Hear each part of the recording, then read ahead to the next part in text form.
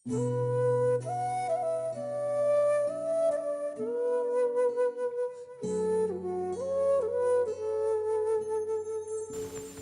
олон та бүхнийг амар амгалан айлтгая. Та бүхэндээ энэ удаад зориулж дөржигдэн сагвисны амин авшиг тавихаар болж байгаа. Дөржигдэн сагвисны амин авшигыг тавихын тухайд заавал ямандаа буюу жигжид бурхны авшиг тавих ёстой байдаг. Яагаад гэвэл энэ жигжид бурхан болвол дээрээ үгүй дандрын ёсны бурхан бас одоо тангарагын ядан бурхан учраас заавал үүнийг урдаар тавих ёстой байдаг. Үүнийг бол нэг өдрийн дотор хоёулангийн тавих ийм ёс заншлын дагуугаар тавина.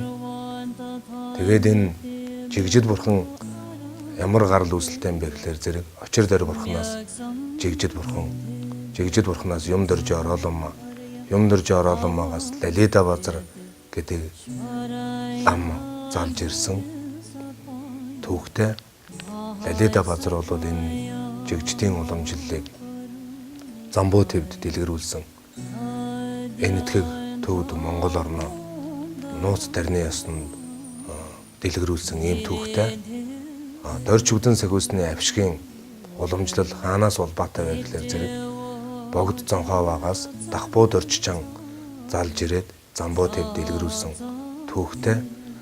Энэ дөржигдэн сагвисны үйлс нь бол маш түргэн цахилгаан мэт түргэн үйлстэй. Ялангуяа энэ цөвөн цагт дөржигдэн сагвис хүмүүн ойр байж туслах ийм тангарахтай бэлгийн милиметр одоо бурхан сахиулсан болвол бидний үүлийн лайгаас маш алсад байдаг учраас цөвөн цагт хүнд ойр одоо ирж туслах ийм боломж нь бага.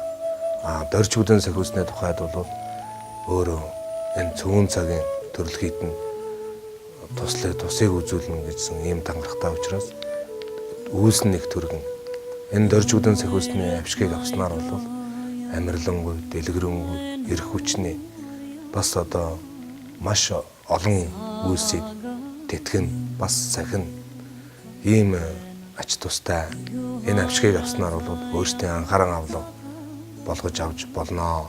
Тэр өдөр багшийн зарилгаар бас сургаал номлолыг нарийн нандин тайлбарлах болно. Дээр нь бол сүлд чулуу буюу авшигын сүлд чулуу бүх шавнарт тараан бас уншлагыг зааж өгнө. Тийм учраас тэр уншлагыг өөрсдийн анхаарал авлага болгоод тарныг өрн дуудаж явах юм бол одоо бурхан сахиустай ойртох ийм одоо арга юм аа. Энэ тарны номын одоо ёс арга нь бол тарныг өрн дуудана гэдэг нь бол бурхан сахиусаа өрн дуудаж байгаа ийм. Тэгээд энэ одоо номлолуудыг өөрсдийн болгож аваарай гэж ингэж та бүхэндээ айлтгаж байна.